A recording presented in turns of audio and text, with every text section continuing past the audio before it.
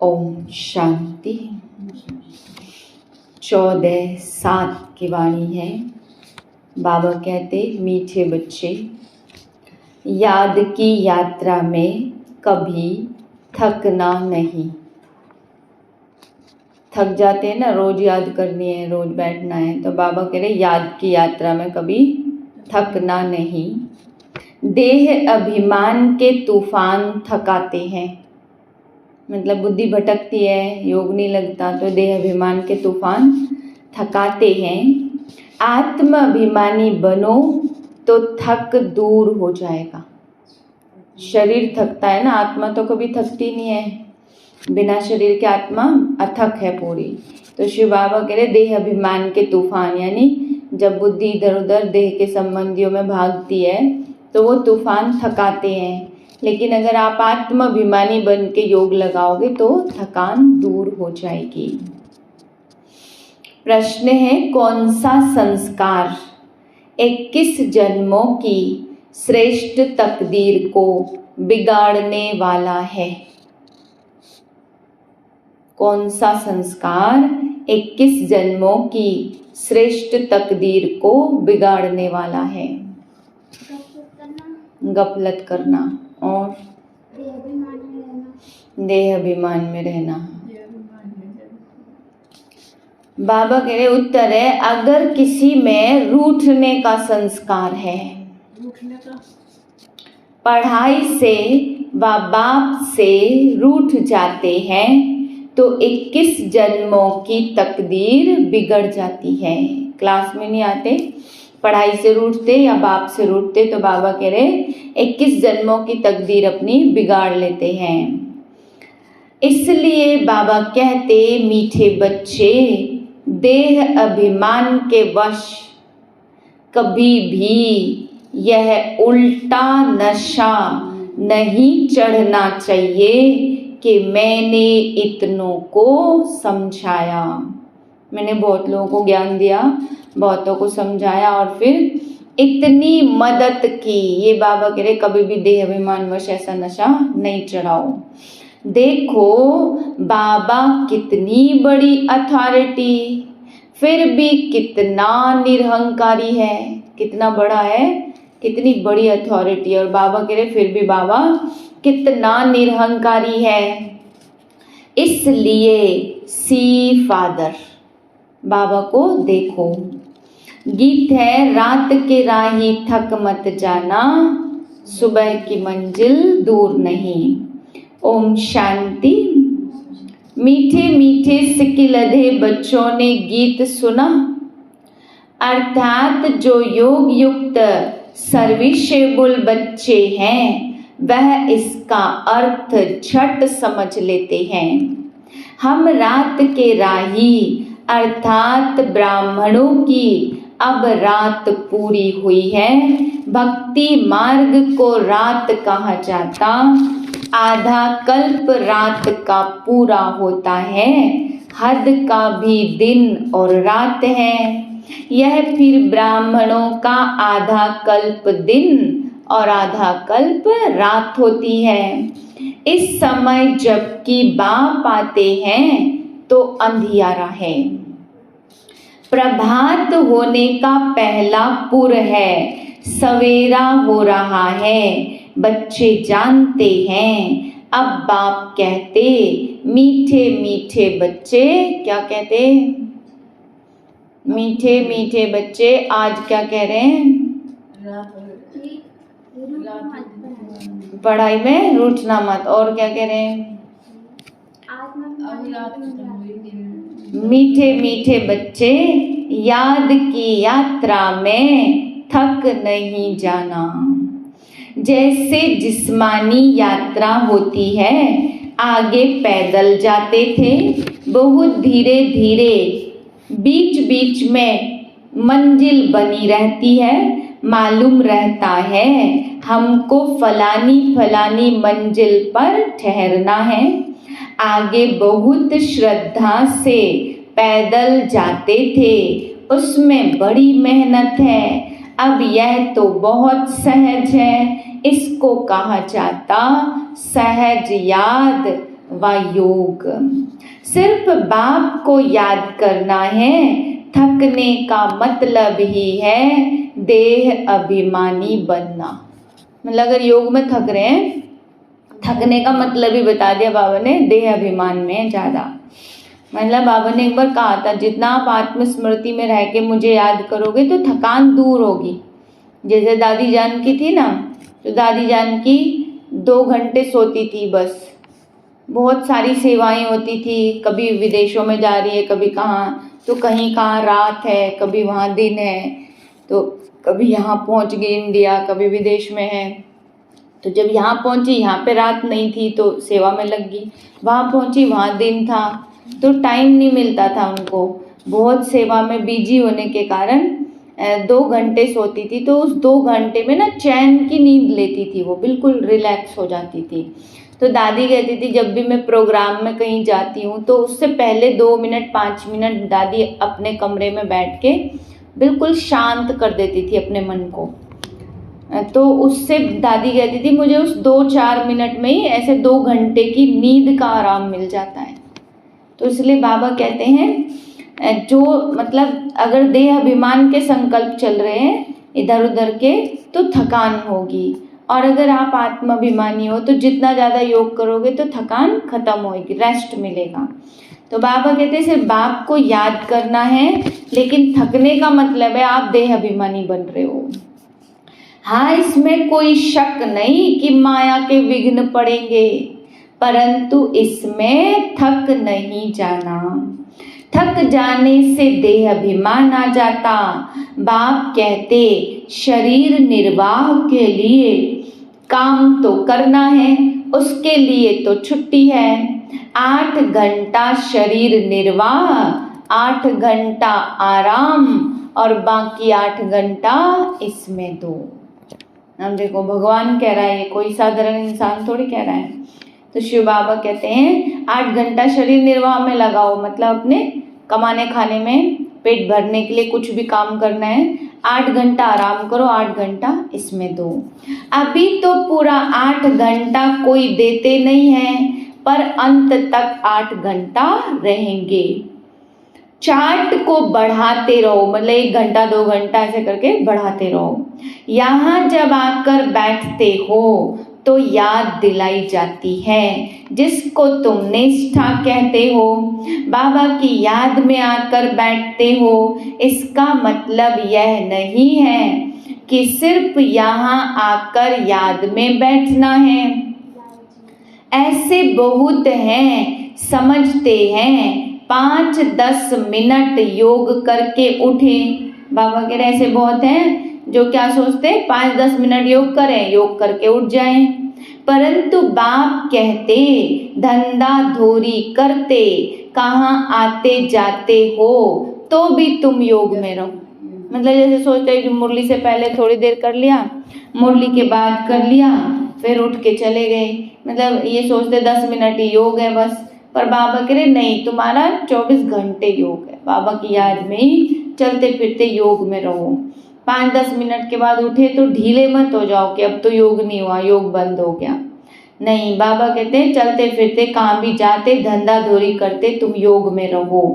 कहाँ गंगा स्नान आदि करने जाते हैं तो राम राम जपते, यहाँ तुमको कुछ भी जपना नहीं है, सिर्फ बाप को याद करना है। यह बाप बच्चों से ही बात कर रहे हैं, तुम्हारा कल्याण है ही याद की यात्रा में, इसमें थकना नहीं है। इसमें तूफान बहुत आएंगे, याद किया था। हाँ, तूफान कोई मिट्टी आदि के नहीं, जो बारिश या मिट्टी के तूफान नहीं, माया के तूफान आने से बुद्धि का योग टूट जाता। मतलब जैसे कोई बात आ गई, कोई मन में बात लग गई, कोई क्यों क्या कैसे हो गया, या कोई चिंतन आने लगा, लेकिन बाबा कहते जैसे ये तूफान आएंगे तो बाबा से बुद्धि का योग टूट जाएगा। जबकि हमें बाबा को एक ऐसा अपना रिश्ता बनाना चाहिए बाबा से कि अपनी हर बात बाबा को कहो। कुछ सामान चाहिए तो भी बाबा को जाके कहो, कुछ कहीं से कुछ लाना है, करना है, वो भी बाबा को कहो। अपनी साधारण साधारण बातें बाबा को एक हिस्सा बना लो, तो आपको बाबा की याद आएगी। बाबा के कमरे में बैठो तो एक लगेगा आज मुझे ये कहना है, आज मुझे ये बताना है। तो बाबा कहते हैं माया के तूफान आने से बुद्धि का योग टूट जाता है, लेकिन आपको थकना नहीं है। हर बात जो नहीं बताई ना, तो सोचो बाबा बैठे हैं कमरे में, आज मैं गई नहीं, ये नहीं बताया मैंने, ये नहीं बताया, तो एक एक चीज़ बाबा को बताओ। तो बाबा कहते हैं फिर देह अभिमान में आने से धंधे धोरी बच्चे आदि याद आ जाते हैं। बाबा कहते अब तो यह धंधा धोरी आदि सब खल्लास हो जानी है।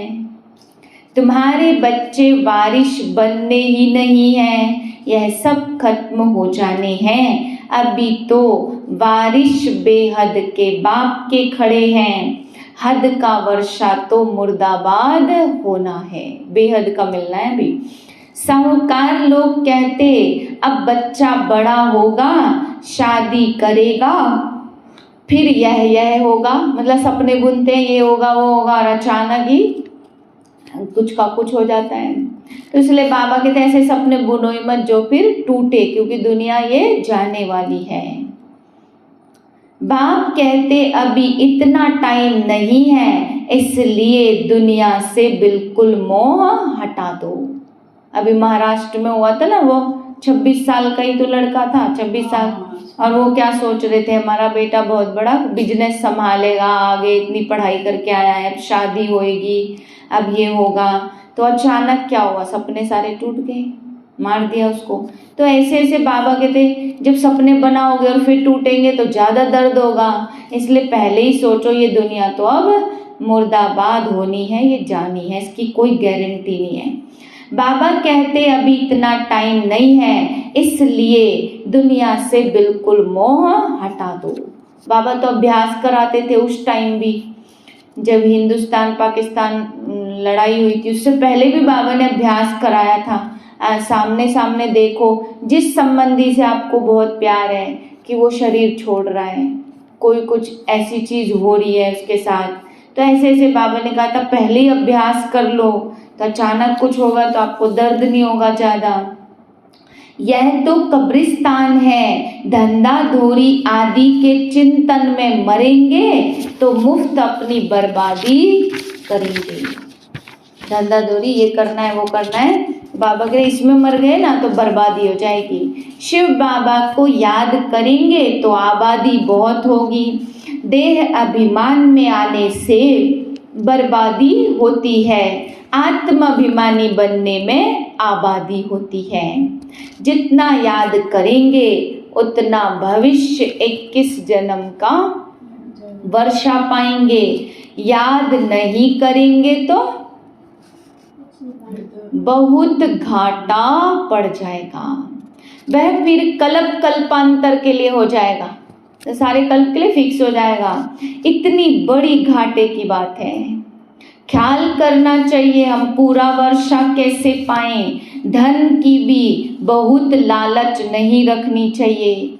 बाबा हमेशा कहते संगम युग पे कौड़ी के पीछे मत भागो, अगर 2 रोटी आराम से मिल रही है तो 2 रोटी खाओ, प्रभु के गुण गाओ, बाबा की सेवा करो। ख्याल करना चाहिए हम पूरा वर्षा कैसे पाएं, टू मच धन के पीछे नहीं जाना चाहिए। कोई देवाला मारते तो बहुत फिक्रात हो जाती, शिव बाबा को बिल्कुल भूल जाते। मतलब मान लो बहुत धन के पीछे भाग गया और अचानक देवाला निकल गया तो फिर तो योग भी नहीं लगेगा। फिर दोष रखते हैं ज्ञान में आए तब देवाला मारा, बीमार हो पड़े, यह कभी नहीं समझना चाहिए। मतलब लोगों को तो बहाना चाहिए, कुछ भी हुआ वहाँ जाने के कारण हो गया, मतलब जो यहाँ नहीं आ रहे उनके नहीं हो रहा है, बहुत कुछ बाहर भी हो रहा है, अपने कर्म का खाता है ये। तो बाबा कहते बीमार हो पड़े तो वहाँ जाने के कारण, देवाला मारा तो वहाँ जाने के कारण। यह कभी नहीं समझना चाहिए बीमारी आदि यह सब कर्म भोग है। अच्छा है विकर्म विनाश हो जाएंगे, धर्मराज के डंडे खाने से तो बीमारी अच्छी है, वो ज़्यादा कड़े डंडे होंगे। कर्म भोग चुकतू करना है, यह तो महारोगी शरीर है। कितनी संभाल की जाती, चलते चलते खड़े हो जाते, हार्ट फेल हो जाते। ऐसी पुरानी दुनिया को तो बुद्धि से एकदम भूल जाना चाहिए। बच्चे देखते बाप नया घर बना रहे हैं तो पुराने से एकदम दिल हट जाती है। कहते हैं बाबा जल्दी से मकान बनाओ, पुराने मकान में तकलीफ बहुत है। तुम भी जानते हो यह पुरानी दुनिया तो बहुत गंदी है। तुम्हारा यह है बेहद का सन्यास। वह सन्यास करते घर बार का, उनको हद का सन्यासी कहा जाता, और तुम सन्यास करते हो विकारों का। बाप कहते देह सहित देह के जो भी पुराने संबंध हैं सबको तोड़ मामेकम याद करो। यह दुनिया जो इन आँखों से देखते हो तो इनको भूल जाओ। अभी तुम्हारी बुद्धि जानती है हम स्वर्ग की राजधानी का पुरुषार्थ कर रहे हैं। ज्ञान का तीसरा नेत्र मिला है। यह सब कब्रिस्तान हो जाना है। मतलब पहले ही बाबा कह रहे अभ्यास करो, सब राख हो जाना है, कुछ भी बचना नहीं है। इसलिए देह के प्रति बुद्धि छोड़ दो, क्योंकि आत्माएं तो मरेंगी नहीं, सब आत्माएं जिंदा ही रहेंगी सदा। तो बाबा कह रहे देह भान से हटाओ। और जो बाबा कहते हैं ना पुरानी दुनिया से बुद्धि निकालो, तो पुरानी दुनिया में ना क्या, जो रहना तो यही है, चलना भी है, पर सबको आत्मस्मृति से देवी देवता बनना है। सबको उस भाव से देखो। पुराने रिश्ते नाते, पुराने देह का भान, पुरानी रीति से किसी से मिलो ही नहीं। तो बाबा कहते हैं आजकल मनुष्य के पास पैसे बहुत हैं तो विकार भी तेज हो गए हैं। काम विकार कितना तेज है, काम के बगैर रह नहीं सकते। 4-5 वर्ष पवित्र रह, फिर लिखते हैं बाबा आज इसको भूत लगा, काला मुंह कर दिया। कितना धक्का खाया, एकदम 5 मंजिल से गिरते हैं। पहला है देह अभिमान, ऊपर से गिरा, ठक पुर्जा हो गया। ज़्यादा ऊपर से गिरेगा तो पुर्जा खल्लास, हड गुड बिल्कुल ही टूट जाते। फिर पुरुषार्थ करने में टाइम लगता। यह है सबसे बड़ी चोट। इसलिए बाबा कहते काम महाशत्रु है, विकार को ही पतितपना कहा जाता है। कहते हैं बाबा हमको पतित से पावन बनाओ। भारत में ही संपूर्ण निर्विकारी थे और भारत ही निर्विकारी था, अब भारत ही विकारी है। संपूर्ण निर्विकारी सूर्यवंशी को कहेंगे। बल रामचंद्र के राज्य में भी विकार की बात नहीं रहती, परंतु रावण कैसे होगा त्रेता में, परंतु भल रामचंद्र के राज्य में भी विकार की बात नहीं रहती, परंतु कला तो कम हो जाती है। 1250 वर्ष कम हो गए तो वह दुनिया की ताकत तो कम हुई ना। इसलिए उनको सतो प्रधान फिर सतो कहा जाता। तुम चाहते हो मम्मा बाबा को फॉलो कर सूर्यवंशी महाराजा महारानी बने। इसमें तकलीफ व खर्चे आदि की तो बात ही नहीं है। इसमें मुख से कुछ भी बोलना नहीं है, सिर्फ याद करना है। इसको ही सहज योग कहा जाता। इसमें बड़ी मेहनत चाहिए। बाबा के आगे तो सब महारथी है। इसमें योग पूरा चाहिए तब कुछ तीर लगे। योग बल है ना, योग की बहुत कमी है। विघ्न भी योग में बहुत पड़ते हैं। बेहद का बाप मीठे मीठे बच्चों को बैठ समझाते हैं। बच्चे बाप से व पढ़ाई से कभी रूठना नहीं। रूठेंगे तो 21 जन्म तकदीर से रूठेंगे। बड़े अच्छे अच्छे बच्चे भी रूठ पड़ते हैं, नशा चढ़ जाता है देह अभिमान का। मैंने इतनों को समझाया, देह अहंकार आने से गिर पड़ते हैं, इसमें अहंकार नहीं आना चाहिए। शिव बाबा को कोई अहंकार है? कितना निरहंकारी और है कितनी बड़ी अथॉरिटी। कहते भी हैं मैं साधारण तन में साधारण घर में आता हूँ, साहूकार के घर में थोड़े आता हूँ। तो अब बच्चों को जागना है। बाबा युक्तियाँ तो बड़ी अच्छी बतलाते रहते, तुम बच्चों की ही देरी है। ड्रामानुसार अर्जुन अवस्थाएं जोर नहीं भरी हैं, आगे चलकर जोर भरेंगी। हम गवर्नमेंट को भी इत्तला करते कि इतने इतने वर्षों में स्वर्ग की स्थापना हो जाएगी। यह अखबार आदि में मनुष्य पढ़ेंगे तो आकर तुमसे पूछेंगे, थोड़े वर्ष के अंदर स्थापना होगी तो विनाश भी जरूर होगा। ढेर आएंगे, यह प्रॉपर्टी आदि थोड़े समय के लिए है। इस प्रॉपर्टी को तुम कोई प्रॉपर्टी थोड़ी समझते हो, तुम जानते हो यह तो थोड़े रोज के लिए है। यह मकान आदि रहने के लिए बनाए हैं, क्योंकि मधुबन में बहुत बच्चे आते रिफ्रेश होने के लिए। हेड ऑफिस मधुबन है। आज तुम क्या करते और कल तुम क्या करेंगे।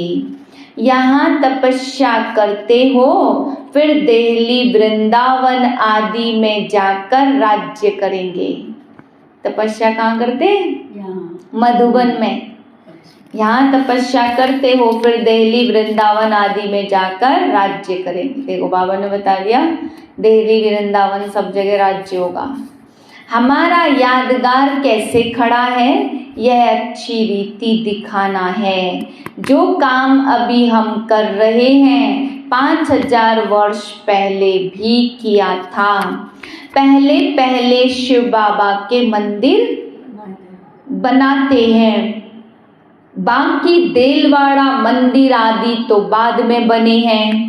बुद्धि से काम लेना होता, देलवाड़ा मंदिर का भी हिसाब निकाला जाए तो निकल सकता है।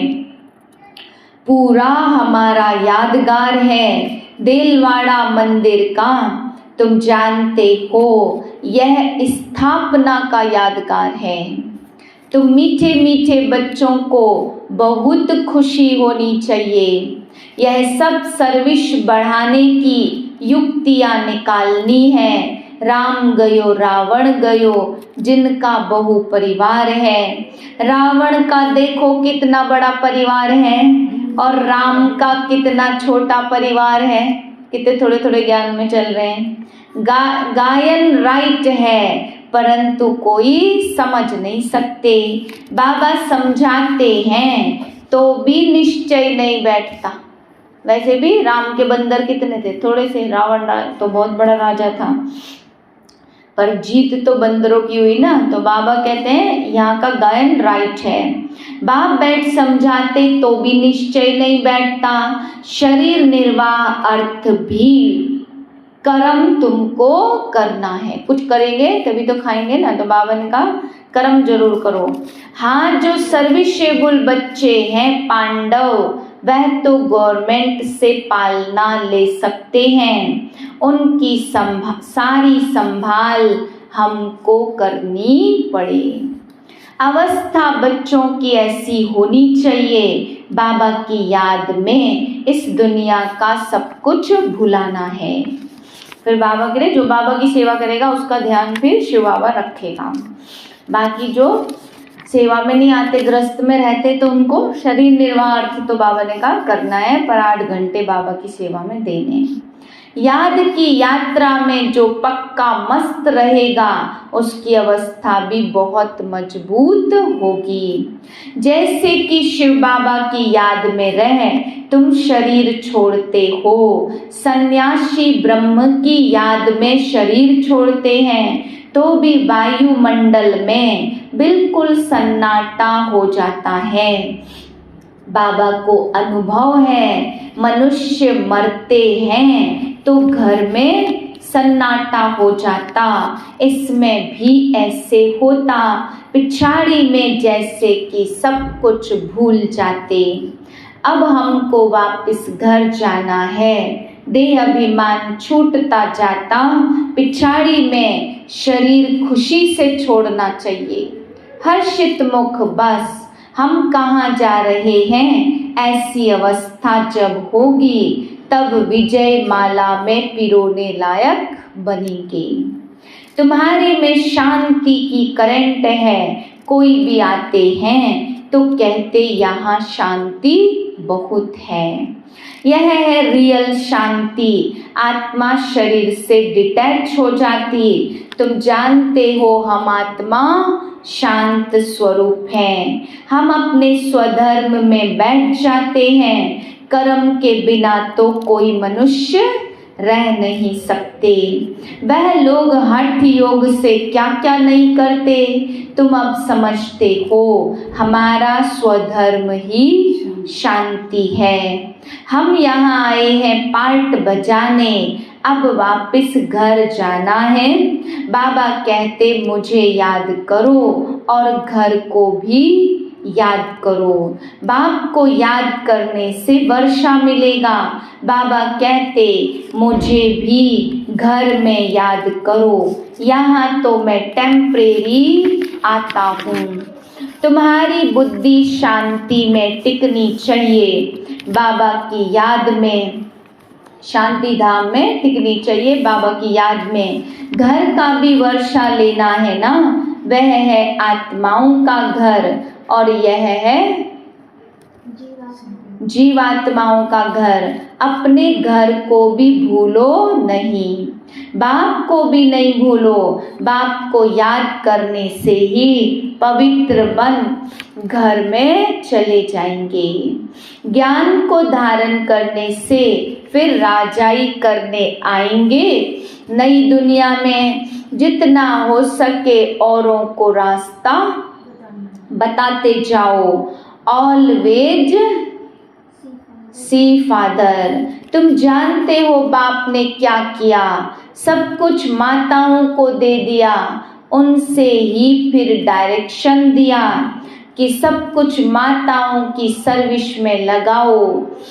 ये एक को देख दूसरों ने भी फॉलो किया, स्वाहा हो गए।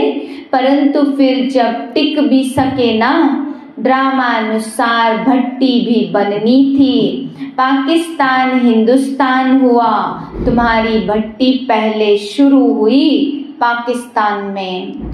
तुमने नदी को क्रॉस किया।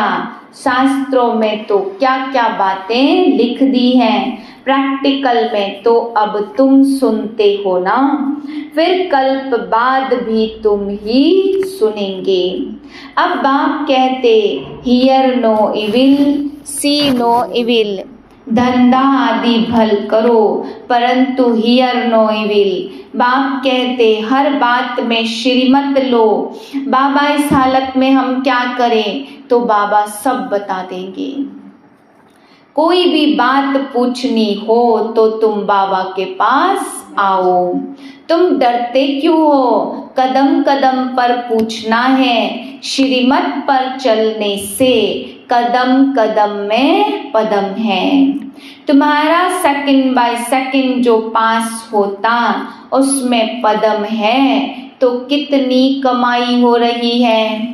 अच्छा, मीठे मीठे सिक्के लदे बच्चों प्रति माता पिता बाप दादा का याद प्यार और गुड मॉर्निंग। रूहानी बाप की रूहानी बच्चों को नमस्ते। हम रूहानी बच्चों की रूहानी बाप दादा को याद प्यार गुड मॉर्निंग, नमस्ते नमस्ते नमस्ते, ओम शांति। धारणा के लिए पहली पॉइंट, विजय माला में पिरोने के लिए इस शरीर से डिटैच होने का पूरा पुरुषार्थ करना है। देह अभिमान को छोड़ते जाना है, इस दुनिया को बुद्धि से भूलना है। दूसरी पॉइंट है, टू मच धन के लालच में नहीं जाना है, क्योंकि पुरुषार्थ का टाइम है। आप टू मच धन के लालच में चले गए तो बाबा कह रहे मान लो धन मिल गया और मिलने के बाद देह वाला निकल गया, मिलने के बाद कोई ऐसी चीज होगी और मिलने के चक्कर में किसी से कर्म बंधन बन गए तो फिर मुक्त नहीं हो पाएंगे, फंस जाएंगे। तो बाबा कह रहे टू मच धन के लालच में नहीं जाओ, बाप की याद के सिवाय दूसरा कोई चिंतन न रहे। कभी भी बाप सेवा पढ़ाई से रूठना नहीं है। वरदान है मालिकपन की स्मृति द्वारा हाईएस्ट अथॉरिटी का अनुभव करने वाले कंबाइंड रूपधारी भव। पहले अपने शरीर और आत्मा के कंबाइंड रूप को स्मृति में रखो। शरीर रचना है और आत्मा रचता है। इससे मालिकपन स्वतः स्मृति में रहेगा। मालिकपन की स्मृति से स्वयं को हाईएस्ट अथॉरिटी अनुभव करेंगे। शरीर को चलाने वाले होंगे। दूसरा बाप और बच्चा शिव शक्ति के कंबाइंड स्वरूप की स्मृति से माया के विघ्नों को अथॉरिटी से पार कर लेंगे। स्लोगन है, विस्तार को सेकंड में समाकर ज्ञान के सार का अनुभव करो और कराओ।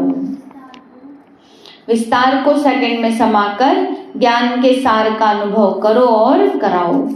ये अव्यक्त इशारे ज्वाला स्वरूप स्थिति में रह शक्तिशाली याद का अनुभव करो। पाप कटेश्वर व पाप हरनी तब बन सकते हो जब याद ज्वाला स्वरूप होगी।